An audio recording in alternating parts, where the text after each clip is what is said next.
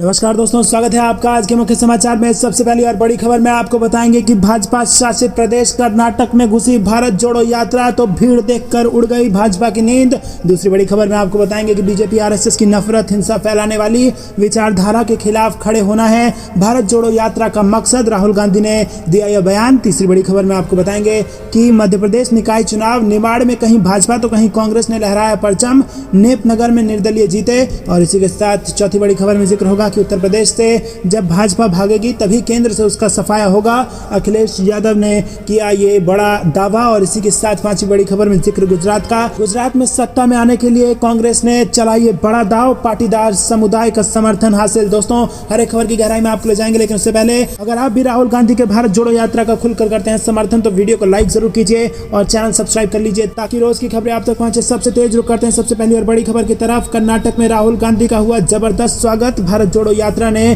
किया पहले बीजेपी शासित राज्य में प्रवेश तो भीड़ देखकर उड़ गई भाजपा की नींद। जी दोस्तों, भारत जोड़ो यात्रा के राज्य की सीमा पर पहुंचने पर कांग्रेस नेता राहुल गांधी का कर्नाटक के पूर्व मुख्यमंत्री सिद्धारमैया समेत पार्टी नेताओं ने जोरदार स्वागत किया। यात्रा अपने 23वें दिन पहले भाजपा शासित राज्य में प्रवेश कर रही है और यात्रा के राज्य में आगमन से पहले राज्य में राहुल गांधी और अन्य कांग्रेस नेताओं के कई पोस्टर फाड़े गए हैं।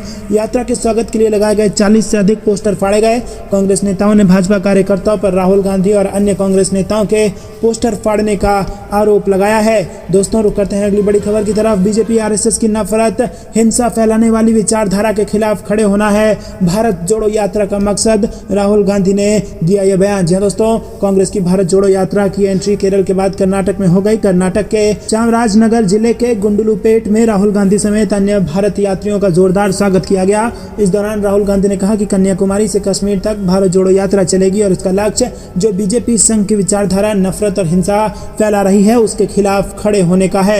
वहीं दोस्तों, राहुल गांधी ने कहा कि यात्रा संविधान की रक्षा की यात्रा है, संविधान के बिना हमारे तिरंगे का कोई मतलब नहीं है। आपको इस यात्रा में नफरत हिंसा दिखाई नहीं देगी।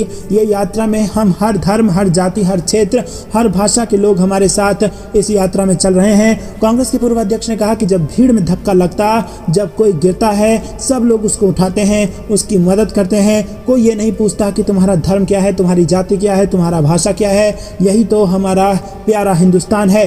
राहुल गांधी ने कहा कि यही हमारा प्यारा हिंदुस्तान है, शांति का हिंदुस्तान, भाईचारे का हिंदुस्तान। ये यात्रा कन्याकुमारी से कश्मीर तक चलेगी और इस यात्रा को कोई नहीं रोक सकता, कोई शक्ति इस पद यात्रा को नहीं रोक सकती, क्योंकि ये पद यात्रा हिंदुस्तान की आवाज़ है। इस पद यात्रा में हमसे लोग मिलकर उनका दर्द बताते हैं। तो दोस्तों, क्या आप भी मानते हैं कि ये पद यात्रा हिंदुस्तान की पद यात्रा है और इसमें सभी धर्म, सभी भाषा, सभी जाति के लोग एकजुट होकर के नफरत के खिलाफ लड़ाई लड़ रहे हैं? हाँ या ना में अपनी राय बताइए और वीडियो को लाइक करना मत भूलिएगा। रुक करते हैं अगली बड़ी खबर की तरफ।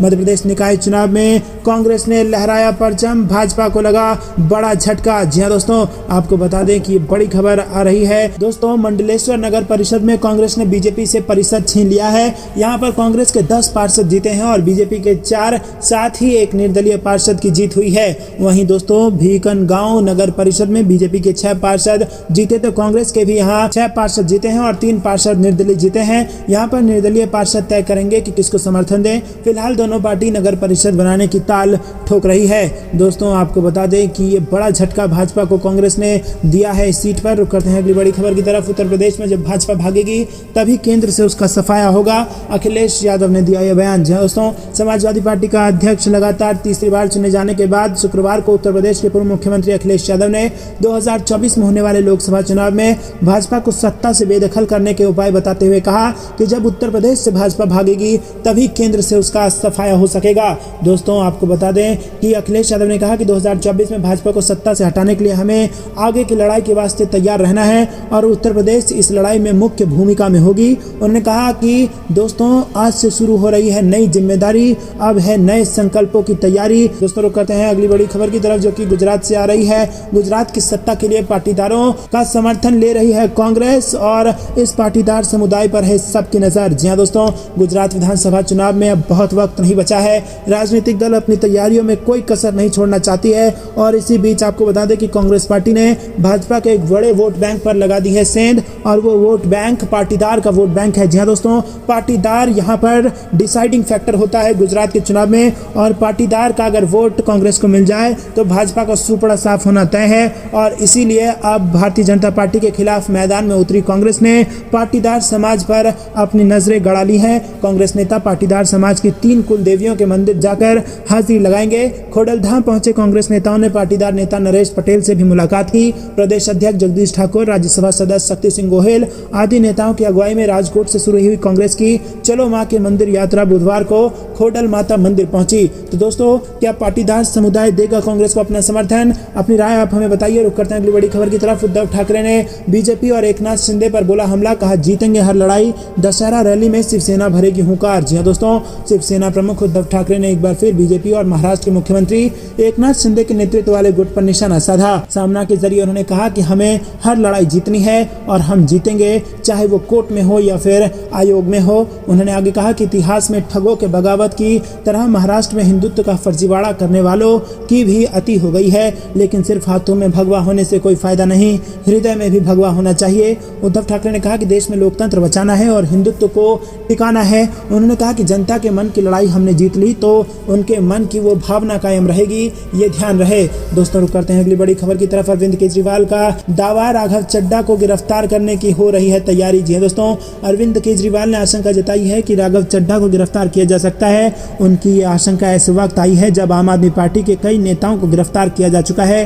केजरीवाल ने राघव की गिरफ्तारी की आशंका ऐसे समय पर जताई है जब पार्टी के कई नेता केंद्रीय जांच एजेंसियों के घेरे में है। रुक करते हैं अगली बड़ी खबर की तरफ। एक बार फिर आंदोलन की राह पर किसान नेता ने दिए संकेत, कहा किसानों के साथ धोखा कर रही है सरकार। जी हां दोस्तों, किसान एक बार फिर आंदोलन की राह पकड़ सकता है, इसके संकेत किसान नेता राकेश टिकैत ने दे दिए हैं। दरअसल भारतीय किसान यूनियन के राष्ट्रीय प्रवक्ता राकेश टिकैत अलीगढ़ के टप्पल इलाके में किसान नेता विजय तलाना के यहाँ पहुंचे। इस दौरान एमएसपी के सवाल पर राकेश टिकैत ने कहा कि सरकार किसानों से धोखा कर रही है, बड़े व्यापारियों का फायदा कैसे होगा उस पर काम हो रहा है, उसको सस्ती जमीन सस्ता अनाज देकर फायदा पहुंचाया जा रहा है, सरकार बिजनेसमैन के पक्ष में काम कर रही है। दोस्तों, टिकैत ने कहा कि अगर सरकार एमएसपी गारंटी कानून बनाएगी तो बिहार का किसान 800 रुपए में अपना धान नहीं बेचेगा, उत्तर प्रदेश पंजाब हरियाणा का किसान सस्ते में नहीं बेचेगा। इसलिए सरकार एमएसपी गारंटी कानून नहीं देगी, क्योंकि व्यापारी को सस्ते में अनाज देना है और व्यापारी उपभोक्ताओं को महंगे में अनाज बेचने का काम करेंगे। दोस्तों, रुक करते हैं अगली बड़ी खबर की तरफ। पॉपुलर फ्रंट ऑफ इंडिया को बैन करने पर बसपा सुप्रीमो का सवाल, आरएसएस पर भी बैन क्यों नहीं? जी हाँ दोस्तों, बीते दिनों केंद्र सरकार ने इस्लामी संगठन पॉपुलर फ्रंट ऑफ इंडिया पर बैन लगाने का फैसला लिया, जिसके बाद विपक्षी पार्टियां इसे तुष्टीकरण की राजनीति बताकर सत्ता पक्ष पर लगातार हमले कर रही है। अब बहुजन समाज पार्टी के अध्यक्ष मायावती ने केंद्र सरकार पर ताजा हमला बोला है। बसपा सुप्रीमो का कहना है कि पीएफआई पर प्रतिबंध राजनीतिक स्वार्थ और संघ तुष्टीकरण से प्रेरित है। मायावती ने कई विपक्षी नेताओं की तरह आरएसएस को भी प्रतिबंधित करने की मांग का समर्थन करते हुए कहा कि इस प्रतिबंध के पीछे केंद्र सरकार में बेचैनी ज्यादा है। तीखी प्रतिक्रिया व्यक्त करते हुए मायावती ने कहा कि जिस तरह केंद्र सरकार को पीएफआई देश के लिए खतरा लगती है, उसी तरह अन्य संस्थाओं पर भी बैन लगाना चाहिए, जिसमें एक आरएसएस भी है। रुक करते हैं अगली बड़ी खबर की तरफ। कांग्रेस का मुख्य शो भारत जोड़ो यात्रा, जयराम रमेश बोले ये भारतीय राजनीति का परिवर्तन है। जी दोस्तों, कांग्रेस नेता जयराम रमेश ने कहा कि कांग्रेस पार्टी में जो कुछ हो रहा है वो सब साइड शो है, मुख्य शो भारत जोड़ो यात्रा है, ये आख्या है और ये भारतीय राजनीति का परिवर्तन है, ये कांग्रेस पार्टी का परिवर्तन है। कांग्रेस एकमात्र ऐसी पार्टी है जिसके पास अध्यक्ष के चुनाव की प्रणाली है। रुक करते हैं अगली बड़ी खबर की तरफ। नेताओं को खरीदने के लिए 500 करोड़ रुपए रखे हिमाचल प्रदेश में कांग्रेस का बीजेपी पर आरोप। जी दोस्तों, कांग्रेस के राज्य महासचिव और विधायक विक्रमादित्य सिंह ने गुरुवार को आरोप लगाया कि भाजपा ने आगामी हिमाचल प्रदेश विधानसभा चुनाव से पहले कांग्रेस नेताओं को रिश्वत देने के लिए 500 करोड़ रुपए का फंड रखा है। और ये बात विक्रमादित्य सिंह ने गुरुवार को शिमला में पत्रकारों को संबोधित करते हुए कही। उन्होंने कहा कि बीजेपी ने देश भर में कांग्रेस नेताओं को खरीदने के लिए ऑपरेशन लोटस शुरू किया है और कहा है कि कांग्रेस पार्टी उनसे लड़ने से नहीं डरती। रुक करते हैं अगली बड़ी खबर की तरफ, जिसमें आपको बता दें दोस्तों कि पीएफआई पर लगे प्रतिबंध को लेकर राकेश टिकैत ने कह दी बड़ी बात, बीजेपी पर साधा निशाना। जी हाँ दोस्तों, राकेश टिकैत ने बीजेपी पर निशाना साधते हुए कहा कि बीजेपी सिर्फ एक पार्टी का ही राज चाहती है, देश में विपक्ष को खत्म खत्म करने की कोशिश हो रही है। और इसी के साथ दोस्तों बहराइच में टिकैत ने पीएफआई बैन पर प्रतिक्रिया दी और कहा कि अभी और संगठन पर भी बैन लग सकते हैं। तो दोस्तों इशारों में उन्होंने भी पीएफआई के बाद आरएसएस पर बैन लगाने की बात कही है। रुक करते हैं अगली बड़ी खबर की तरफ। लगेगा महंगाई का एक और झटका, बढ़ सकते हैं सीएनजी और पीएनजी के दाम। जी हाँ दोस्तों, आपको बता दें कि आपने महंगे पेट्रोल डीजल से बचने के लिए सीएनजी कार खरीदी या दिन ब दिन रसोई गैस सिलेंडर के बढ़ते दाम से बेचैन, दिन ब दिन रसोई गैस सिलेंडर के दाम से बचने के लिए घर में पीएनजी कनेक्शन लिया हो, तो संभव है कि आने वाले दिन में इस वजह से हो रही आपकी बचत को बट्टा लग जाए और इसकी वजह नेचुरल गैस की कीमतों में 40% की रिकॉर्ड तेजी आना है। जी हाँ दोस्तों, आपको बता दें कि पेट्रोल डीजल के बाद अब सीएनजी के भी दाम बढ़ने वाले हैं। और इतना ही नहीं, एलपीजी सिलेंडर के दाम तो बढ़ ही रहे थे, अब पीएनजी के दाम भी बढ़ेंगे, जिसके बाद लोगों की जेब पे और बोझ पड़ जाएगा। कहते हैं अगली बड़ी खबर की तरफ। छुपे रुस्तम के रूप में तीसरे उम्मीदवार के तौर पर हाईकमान की पसंद बने एकनाथ खड़गे। जी हाँ दोस्तों, बदल दिया पूरा समीकरण। जी हाँ दोस्तों, कांग्रेस अध्यक्ष पद के चुनाव के नामांकन के आखिरी दिन मल्लिकार्जुन खड़गे के नामांकन दाखिल करने के साथ ही अगले अध्यक्ष के चेहरे पर चल रहे सियासी सस्पेंस का पटाक्षेप हो गया। अशोक गहलोत के रेस से हटने के बाद अध्यक्ष पद की दौड़ में शामिल कई नेताओं को पीछे छोड़ते हुए 80 साल के खड़गे ने अपनी निष्ठा और लंबे राजनीतिक अनुभवों के सहारे कांग्रेस के नए अध्यक्ष के लिए नेतृत्व का भरोसा जीत लिया। खड़गे की उम्मीदवारी आश्चर्यजनक रूप से कांग्रेस के लिए राहतकारी दिखी, क्योंकि पार्टी के असंतुष्ट गुट G23 के तमाम नेता न केवल उनके नामांकन पत्र में प्रस्तावक बने, बल्कि पर्चा दाखिल करने के दौरान मौजूद रहकर लंबे अरसे बाद पार्टी में असंतोष का दौर थमने की पहली उम्मीद जताई। रुक करते हैं अगली बड़ी खबर की तरफ। नितिन गडकरी ने भी दोहराए वही मुद्दे जिन पर जारी है कांग्रेस की भारत जोड़ो यात्रा। बोले, हम गरीबों के अमीर देश। जी हाँ दोस्तों, केंद्रीय सड़क परिवहन एवं राजमार्ग मंत्री नितिन गडकरी ने एक बार फिर से कुछ ऐसा कहा जो शायद पीएम मोदी को पसंद न आए। दरअसल नितिन गडकरी ने देश में बढ़ रहे अमीर गरीब की खाई को लेकर बड़ा बयान दिया है। उन्होंने कहा कि एक समृद्ध देश होने के बावजूद यहाँ के लोग गरीबी, भूखमरी, बेरोजगारी, जातिवाद, अस्पृश्यता और महंगाई का सामना कर रहे हैं। यहाँ अमीर और गरीब लोगों के बीच की खाई और गहरी होती जा रही है और इस खाई को पाटने की जरूरत है। नितिन गडकरी गुरुवार को नागपुर में राष्ट्रीय स्वयंसेवक संघ से संगठन भारत विकास परिषद के एक कार्यक्रम को संबोधित कर रहे थे। उन्होंने कहा कि देश के 124वें आकांक्षी जिले सामाजिक और शिक्षा और स्वास्थ्य के मामले में पिछड़ रहे हैं। देश में शहरी क्षेत्र में खूब विकास हुआ, लेकिन ग्रामीण इलाकों में सुविधाओं और अवसरों की कमी के कारण एक बड़ी आबादी शहर की ओर पलायन कर रही है। रुक करते हैं अगली बड़ी यात्रा। कर्नाटक में करेगी प्रवेश, भारी समर्थन के साथ तमिलनाडु के बाद केरल में भी सफर हो चुका है पूरा। जी दोस्तों, कांग्रेस नेता राहुल गांधी के नेतृत्व में कन्याकुमारी से शुरू हुई भारत जोड़ो यात्रा तमिलनाडु के बाद केरल में भी अपने चरण के सफल समापन के बाद शुक्रवार को कर्नाटक में प्रवेश कर चुकी है। कर्नाटक कांग्रेस यात्रा का स्वागत करने और इसके लिए अधिकतम समर्थन जुटाने के लिए अंतिम तैयारी में जुटी हुई है। दोस्तों, रुक करते हैं अगली बड़ी खबर की तरफ। भारत जोड़ो यात्रा की कर्नाटक में एंट्री से पहले फटे राहुल गांधी के पोस्टर, कांग्रेस ने लगाया बीजेपी पर आरोप। जी दोस्तों, कांग्रेस की भारत जोड़ो यात्रा केरल के बाद 30 सितंबर को कर्नाटक में एंट्री करने जा रही है, लेकिन इससे पहले ही यहाँ गुंडलेपुट एरिया में राहुल गांधी के स्वागत के लिए लगाए गए पोस्टर को फाड़ दिया गया है और अब इसे लेकर कांग्रेस ने भाजपा पर आरोप लगाया है। कांग्रेस का कहना है कि ये सब भाजपा के डर का नतीजा है। जिस प्रकार से भारत जोड़ो यात्रा सफल हो रही है उससे डर गई है भाजपा और इसीलिए इस प्रकार की हरकत कर रही है।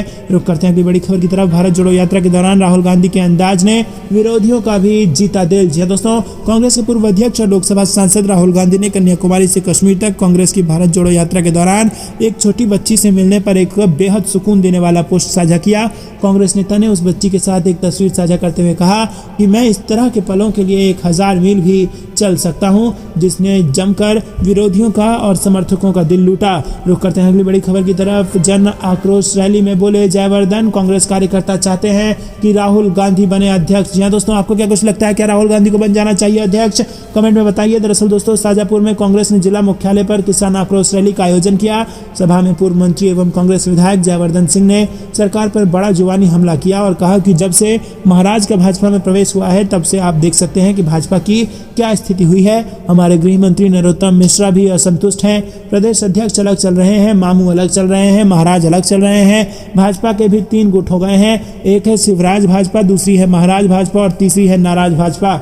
जी हाँ दोस्तों, उन्होंने कहा कि सरकार गूंगी और बहरी हो चुकी है। पेट्रोल डीजल के दामों में लगातार बढ़ोतरी कर रही है सरकार। और उन्होंने कहा कि राहुल गांधी भारत जोड़ो यात्रा निकाल रहे हैं, ये ऐतिहासिक रहेगी। उन्होंने कहा कि यह विशेष बात है कि भारत जोड़ो यात्रा मध्य प्रदेश में भी प्रवेश करेगी। और दोस्तों इसी के साथ उन्होंने कहा कि राहुल गांधी को फिर से अध्यक्ष बन जाना चाहिए। रुक करते हैं अगली बड़ी खबर की तरफ। उद्धव ठाकरे का बीजेपी पर निशाना, कहा भगवा झंडा सिर्फ हाथों में नहीं दिल में होना चाहिए। जी हाँ दोस्तों, शिवसेना प्रमुख उद्धव ठाकरे ने गुरुवार को बीजेपी और महाराष्ट्र के मुख्यमंत्री एकनाथ शिंदे के नेतृत्व वाले गुट पर निशाना साधा।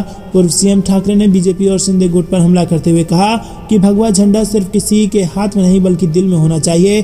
शिवसेना प्रमुख का यह बयान इसलिए आया क्योंकि बीजेपी और शिंदे गुट अक्सर ठाकरे पर सत्ता के लिए कांग्रेस और राष्ट्रवादी कांग्रेस पार्टी से हाथ मिलाकर हिंदुत्व के आदर्शों से समझौता करने का आरोप लगाता है। पूर्व सीएम ठाकरे ने अपने आवास पर पार्टी कार्यकर्ताओं से बात करते हुए कहा कि यह हमें देश में लोकतंत्र को बचाने और हिंदुत्व को बनाए रखने के लिए भगवान द्वारा दिया गया अवसर है। रुक करते हैं अगली बड़ी खबर की तरफ। मध्य प्रदेश में आदिवासी न्याय यात्रा को लाल घाटी पर पुलिस ने रोका तो आदिवासियों के साथ सड़क पर बैठ गए कमलनाथ। जी दोस्तों, मध्य प्रदेश के धार जिले में कारम बांध रिसाव मामले को लेकर कांग्रेस विधायक पांचीलाल मेड़ा ने आदिवासी न्याय यात्रा निकाली और वो राजधानी भोपाल पहुंचे तो उन्हें लाल घाटी पर रोक दिया गया। इस यात्रा का स्वागत करने पहुंचे प्रदेश अध्यक्ष कमलनाथ भी इन आदिवासियों और कांग्रेस नेताओं के साथ सड़क पर बैठ गए और बाद में काफी हंगामा हुआ और पुलिस से कांग्रेस नेताओं की धक्का मुक्की भी हुई। रुक करते हैं अगली बड़ी खबर की तरफ। लोकसभा चुनाव 24 के लिए अखिलेश यादव ने सपा कार्यकर्ताओं में फूकी जान, कहा जेल जाने के लिए रहे तैयार। जी दोस्तों, समाजवादी पार्टी के राष्ट्रीय अध्यक्ष अखिलेश यादव ने गुरुवार को पार्टी कार्यकर्ताओं से कहा कि वो जेल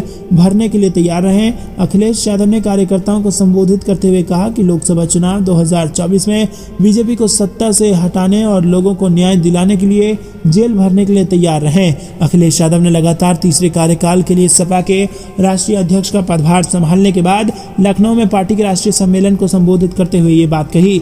रुक करते हैं अगली बड़ी खबर की तरफ। कांग्रेस हाईकमान अब एक साथ जारी करेगा विधानसभा चुनाव के लिए सभी प्रत्याशियों की सूची। जी दोस्तों, हिमाचल प्रदेश में विधानसभा चुनाव के लिए कांग्रेस के सभी प्रत्याशियों की सूची अब एक साथ जारी होगी। मंगलवार को तय किए गए 35 प्रत्याशियों की सूची बुधवार को जारी नहीं हुई। पार्टी सूत्रों ने बताया कि 10 अक्टूबर तक कांग्रेस एक साथ प्रत्याशियों की सूची जारी करेगी।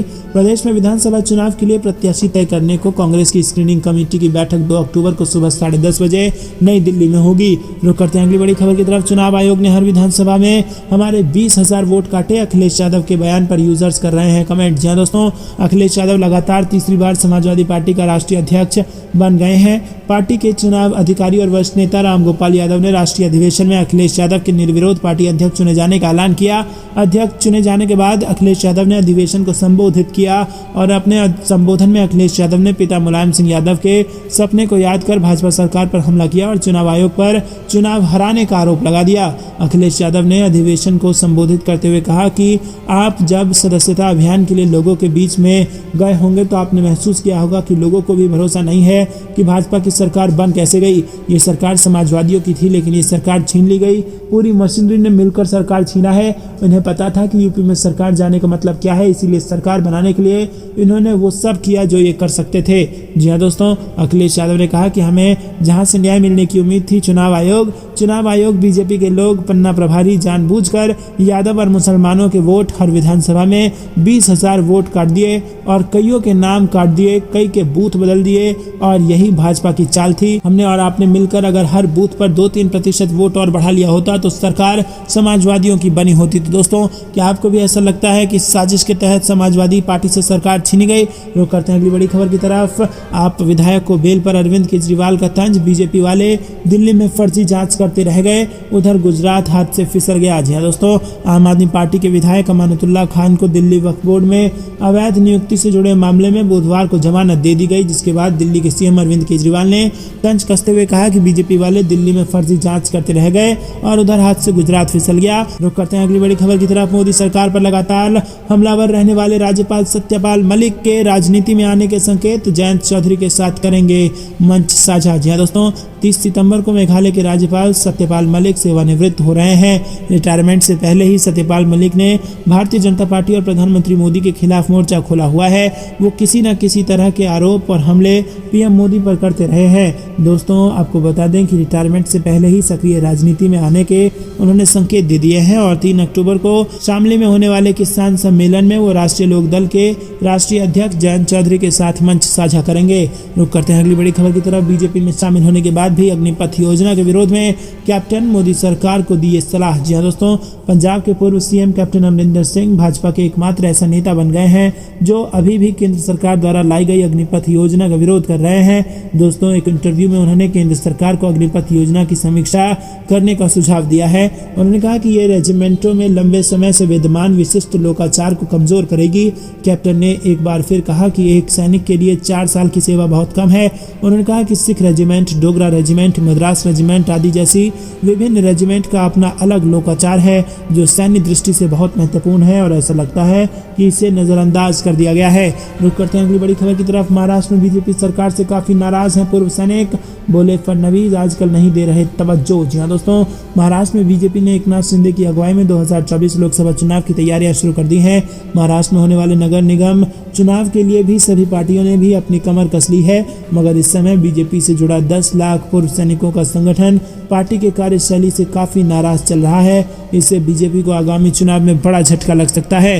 रुक करते हैं अगली बड़ी खबर की तरफ। तेजस्वी यादव 2023 में बनेंगे मुख्यमंत्री। बिहार आरजेडी अध्यक्ष जगदानंद सिंह बोले देश नीतीश का इंतजार कर रहा है। जी हाँ दोस्तों, आपको बता दें कि आरजेडी के बिहार अध्यक्ष जगदानंद सिंह ने दावा किया कि 2022 खत्म होने के बाद 2023 में तेजस्वी यादव बिहार के मुख्यमंत्री बन सकते हैं। जगदानंद सिंह ने कहा कि नीतीश कुमार की घोषणा के अनुसार हमें लगता है कि 22 बीतने के बाद 23 में नीतीश देश की लड़ाई लड़ेंगे और बिहार के भविष्य की लड़ाई तेजस्वी यादव के हाथ में सौंप देंगे। जगदानंद सिंह हाल ही में आरजेडी के दोबारा प्रदेश अध्यक्ष चुने गए हैं, जो दोबारा बनना चाहते नहीं थे, लेकिन पार्टी चीफ लालू यादव ने उनको मनाया तो वो राजी हुए।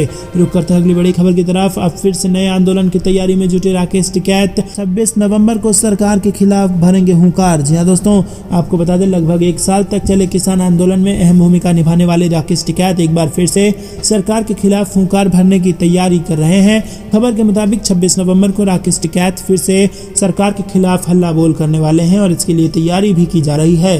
दरअसल 26 नवंबर 2022 को दिल्ली के बॉर्डर पर किसान आंदोलन की शुरुआत हुई थी। राकेश टिकैत ने कहा कि आंदोलन को खत्म करने के लिए सरकार की ओर से कई बड़े वादे किए गए थे, लेकिन सरकार ने जो भी वादा किया वो आज तक पूरा नहीं हो पाया है। यही कारण है कि हम फिर से आंदोलन करने को विवश हुए हैं। इसके लिए संयुक्त किसान मोर्चा किसानों के साथ तैयारी में लगा हुआ है और योजनाओं पर विचार किया जा रहा है। दोस्तों, रुक करते हैं अगली बड़ी खबर की तरफ। राबड़ी के घर पर लगा नीतीश तेजस्वी का पोस्टर, मुस्कुराइए आप रोजगार वाली सरकार में हैं। जी हाँ दोस्तों, बिहार के नीतीश कुमार के नेतृत्व वाली महागठबंधन सरकार रोजगार के मुद्दे पर युवाओं को लुभाने की कोशिश कर रही है। इस बीच आरजेडी सुप्रीमो लालू प्रसाद यादव की पत्नी और पूर्व मुख्यमंत्री राबड़ी देवी के पटना स्थित आवास के बाहर लगा एक पोस्टर चर्चा में है। इस पोस्टर में नीतीश कुमार और तेजस्वी यादव की फोटो लगी है और लिखा है कि मुस्कुराइए आप रोजगार वाली सरकार में है। ये पोस्टर बिहार के सियासी गलियारे में चर्चा का विषय बन गई है। रुक करते हैं अगली बड़ी खबर की तरफ। मायावती पर नरमी और अम्बेडकरवादियों को साथ लेने की बात अखिलेश यादव ने दिए बसपा से फिर दोस्ती के संकेत। अखिलेश यादव ने 2 दिवसीय सम्मेलन के दौरान एक बार फिर मायावती पर निजी हमला नहीं किया और न ही बसपा को लेकर टिप्पणी की। इसके अलावा उन्होंने लोहियावादियों और अम्बेडकरवादियों को साथ लेकर चलने की बात कही। रुक करते हैं अगली बड़ी खबर की तरफ। नोटा को लेकर निर्वाचन आयोग ने किया बड़ा बदलाव। जी हाँ दोस्तों, नगर पालिका आम चुनाव में मतदाताओं को ईवीएम के माध्यम से मतदान का मौका मिलेगा। विधानसभा या लोकसभा के तर्ज पर मतदाताओं को किसी भी प्रत्याशी को नहीं चुनने के लिए ईवीएम का अंतिम बटन